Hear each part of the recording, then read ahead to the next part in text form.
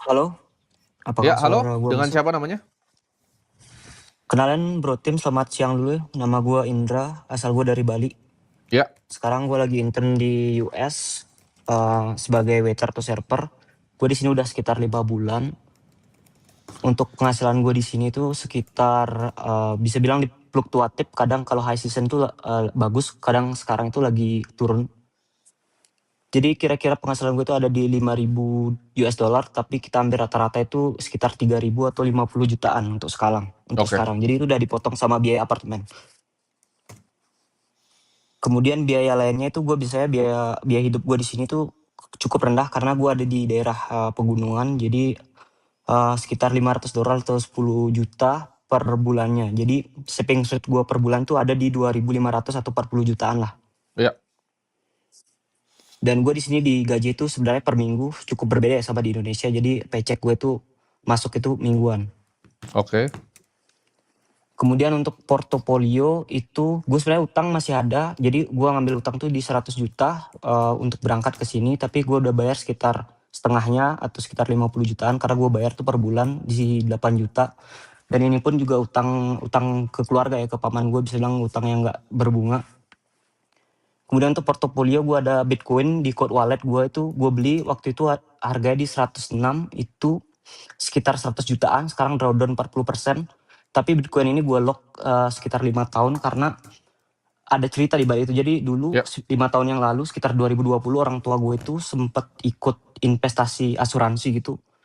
Karena di kampung gue waktu itu ada pembebasan lahan, jadi orang tua gue itu dapat kayak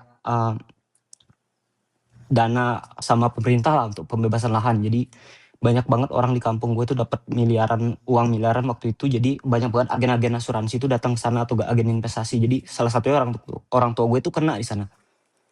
Jadi orang tua gue itu kena 200 juta, dia ikut 200 juta, kemudian 5 tahun setelahnya dengan iming-iming bahwa akan ada kenaikan return dan segala macamnya. Setelah beliau cerita, karena waktu itu 2025 gue udah mulai agak ngerti tentang investasi, akhirnya beliau cerita sama gue, dan ternyata ketika gue cek nih, nilai asuransinya malah turun, nilai investasinya malah turun, itu bukannya malah naik tapi malah turun gitu. Akhirnya gue diskusi lama sama orang tua gue, akhirnya gue punya keputusan buat nge-cash out asuransi itu, dan akhirnya kita cash out. Dan administrasinya pun itu lama banget untuk dapetin uangnya kembali gitu. ya. Dan akhirnya setengahnya itu gue pecah, jadi setengah itu gue beliin Bitcoin dan setengah itu gue beliin emas. Itu bokap gue tuh beliin perhiasan waktu itu untuk portofolio Bitcoin gue. Dan untuk sekarang, untuk pribadi, gue ada cash, gue naruh di Forex BCA ya, Palas, itu gue naruhnya di CHF 1.500. Dan gue juga ada SGD Singapura, itu sekitar 2.000 dolar, sekitar 27 jutaan. Kemudian portofolio lainnya gue ada ETF US, itu mumpung gue di sini jadi gue dapat akses juga. Jadi gue beli beberapa ETF di US, itu totalnya ada 4, itu ada FOO, S&P 500, kemudian ada Triple Q dari Invesco, itu ada EGLD juga, emas, kemudian ada FX US, dengan size itu S&P itu sekitar 50%, kemudian Triple Q itu Total aja, 20%. total ETF-nya berapa investasinya?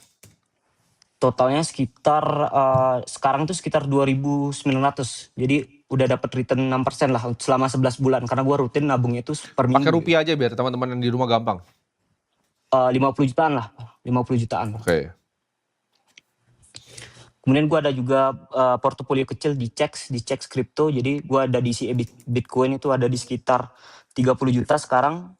Ya, Kemudian gua ada Solana juga di sekitar 16 jutaan. Jadi gua staking Solananya. Itu aja sih untuk portofolio gue. Jadi pertanyaan gue tuh sebenarnya, apakah adjusting portofolio itu gue udah bagus atau udah gimana? ya. Mungkin Bro Timothy bisa adjust lagi gimana sih portofolio gue lebih bagus untuk kedepannya gitu. Oke. Itu pertama sih. Jadi tadi namanya Indra ya, dari Bali ya? Ini Indra ya. Ya ya. Itu punya penghasilan 50 ya. Ya. Pengeluaran itu 40 juta. Bisa savings ya. 10. Iya 10 juta. 40 juta. Oke. Lu masih ada hutang Sekitar berapa sisanya? 60 juta berarti ya? 50? 50. Oke. Kalau kita lihat dari, ibaratnya kan pribadi keuangannya, kita selalu lihat orang pribadi itu sebagai neraca ya. Jadi lu punya neraca pribadi lu. Kita simpel, kita harus cari dulu ya, target financial freedom-nya. FF lah kita sebut.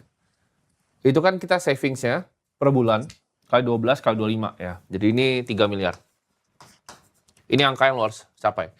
Nah, gue selalu ngajarin hutang ya, tapi hutang ini kan kondisinya nggak berbunga ya.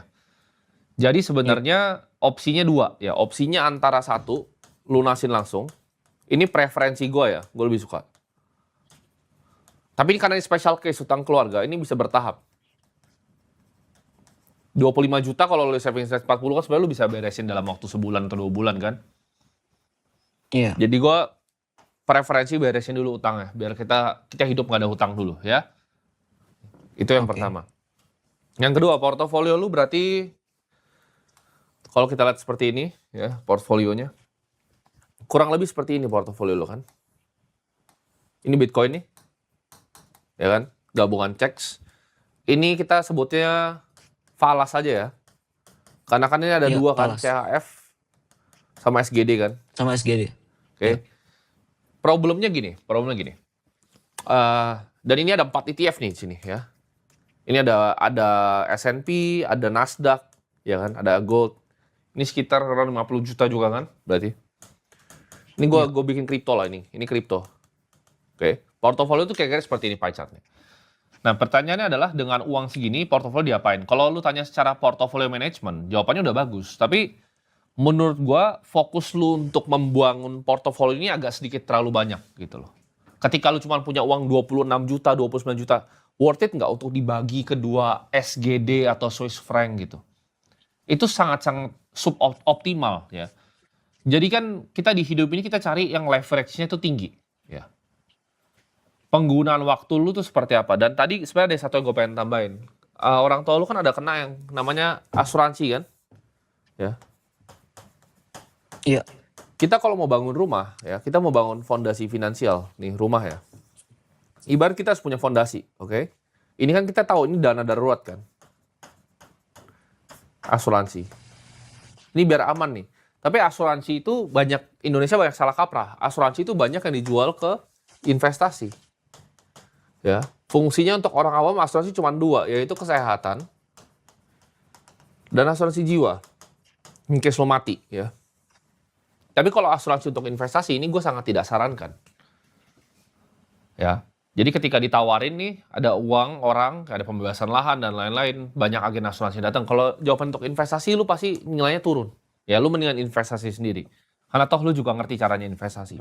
Jadi asuransi itu clear ya, asuransi itu hanya untuk kesehatan dan juga jiwa. Ya, dana darurat tuh lo harus punya. Lu pasti udah punya, ya kan, dana darurat, basically. Yang kedua, ya, ini untuk ibaratnya cadangan. Ini aset yang liquid dan susah hilang. Atas ini baru kalau lu mau main, ini spekulatif di sini. Oke. Ini yang bisa naik nih, ini kripto misalnya, Bitcoin dan lain-lain. Ini lu bisa S&P 500. Jadi untuk cadangan lo. Tapi itu setelah dana darurat dan asuransi udah terproteksi. Jadi secara fundamental itu dulu yang harus pikirin. Nah, dari segi ini ETF, ini gue akan potong semua. Ini kenapa nggak jadi satu aja? Ini jadi S&P doang. Karena nggak matters gitu. 50 juta mau lu split 3, lu mau pakai factor investing, ntar lu cari momentum lagi yang ribet-ribet. Lu tilt nanti portfolionya ke small cap value. Tapi itu semua nggak nambah. Persenan lu antara Nasdaq-nya berapa dan S&P-nya berapa dari uang 50 juta lu tuh nggak nambah. Itu akan nambah lebih cepat kalau 50 juta lu tuh naik jadi 100 juta. Jadi di hidup itu kan, balik lagi, fungsinya gue bikin live ini adalah ngajarin teman-teman sekalian yang di rumah semuanya, itu gimana caranya bangun kekayaan. Nah, di dalam bangun kekayaan itu, senjata paling utama kita itu penghasilan. Ya. Karena investasi itu nggak perlu kita terlalu ribet-ribet dan nggak perlu ini. Itu keep it simple aja. Sebenarnya portofolio kalau gue akan bikin lebih simple, kayaknya kan lu lebih suka Bitcoin ya, dan ngerti jangka panjang. Gue akan simple, gue akan bagi 50, 25, 25. Ini gue akan taruh di misalnya USD aja, bahkan karena lu di luar kan. Lu ngapain beli Swiss franc sama ngapain beli SGD?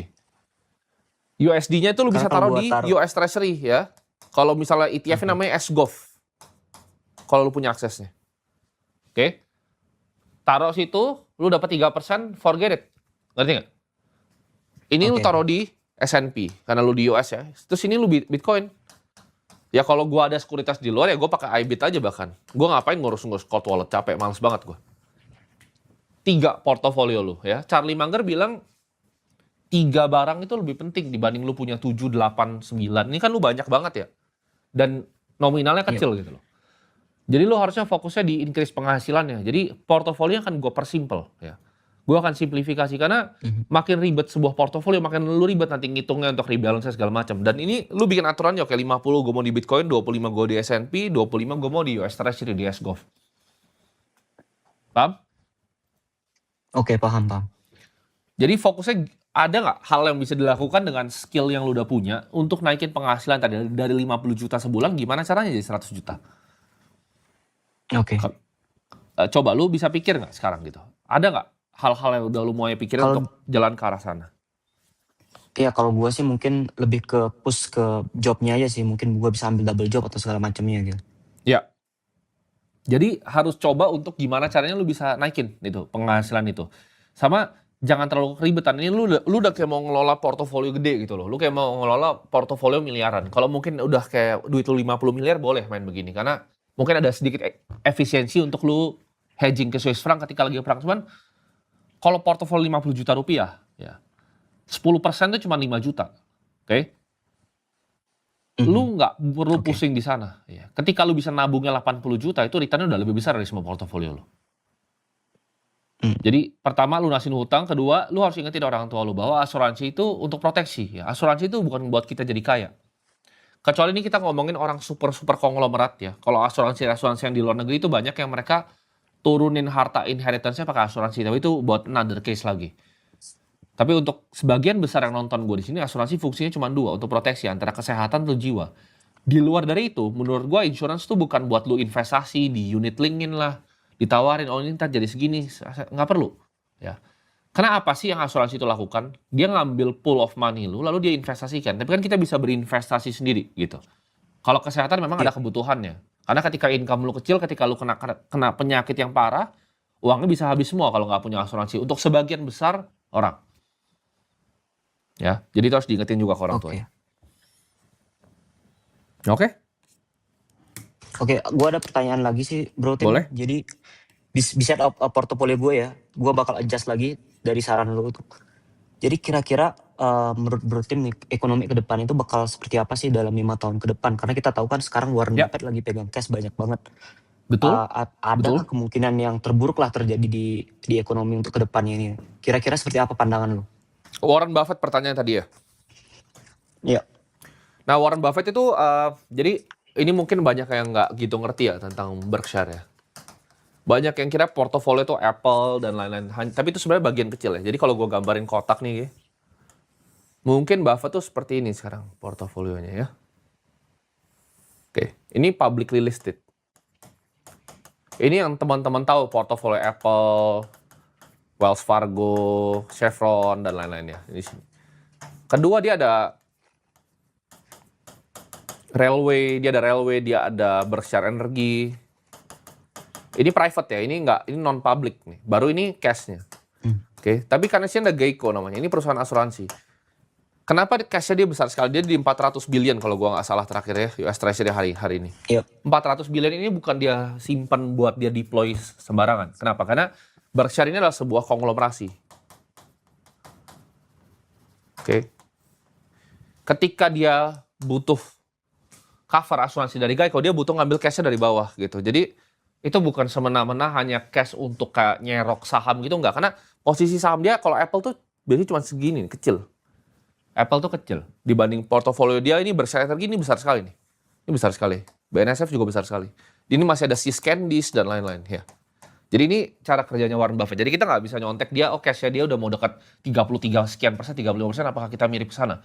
Karena gini, ketika cash lu itu besar, lo akan mengalami yang namanya cash drag juga. Jadi cash itu nggak boleh terlalu sedikit dan nggak boleh terlalu banyak. Tapi pertanyaan lo adalah gimana ekonominya dalam 5 tahun terakhir? Atau dan 5 tahun ke depan gitu. 5 tahun ke depan kita akan melihat, menurut gua, harga perusahaan-perusahaan di sekeliling dunia, lu mau ngomong dari Korea, lu mau ngomong dari Jepang, lu mau ngomong dari US, ini lagi mengalami kenaikan yang signifikan, ya. Jadi ibaratnya perusahaan-perusahaan ini itu lagi mahal. Apa yang terjadi kalau mahal? S&P itu rata-rata tidak pernah selalu berada di 11%. Ya. Kalau lu lihat returnnya S&P 500, orang akan bilang CAGR-nya itu 10% sampai 11. Tapi kenyataannya adalah biasanya dia plus 20 atau minus 10 yang terjadi. Karena dia begini kan. Oke. Ya. Ketika lu masuk S&P di PE yang tinggi, otomatis ya return ke depan lu akan turun. Iya. Gitu. Itu adalah logika sederhananya. Jadi jawabannya adalah itu faktor makro yang masih terlalu jauh untuk lu pikirin. Ya. Daripada lu mikirin gimana ekonomi itu bekerja 5 tahun ke depan, berinvestasinya di mana, lu nggak perlu timing the market. Yang lo harus lakukan adalah gimana? Dari lu nabung 40 juta, gimana caranya jadi 90, ya nggak?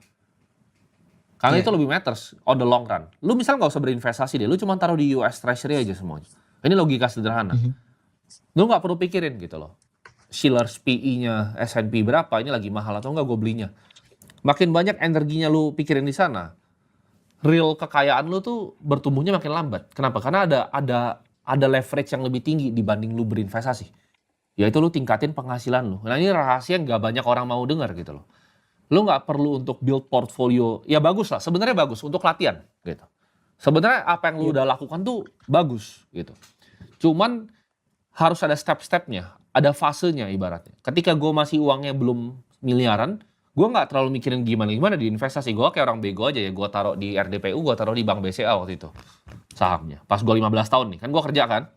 Gue kerja, gue jual, gue fokusnya dagang. Gimana cara omsetnya lebih gede, taruhnya di mana, gue mikir, males lah gue mikir kejauhan. Waktu itu ada saham namanya Barito Pacific, zaman 2015, gue beli 2 ya. Jadi BCA sama Barito, itu dong gue beli. Dari 2015, gue nggak mikir. Ketika gue mulai mikir kebanyakan mau jadi kaya dari investasi, kebakar gue akhirnya. Di 2017-2018 ya. Gue beli altcoin, ya kan, abis gue. Dari situ gue belajar, gitu. Kadang lebih bagus kita fokus di penghasilan kita, lalu investasi cari yang sesimpel mungkin, oke? Oke. Terjawab, Indra? Oke, terjawab. Thank you ya, Bro Tim. Berarti Oke. gue harus pindahin ini ya ke US Treasury ya. Betul.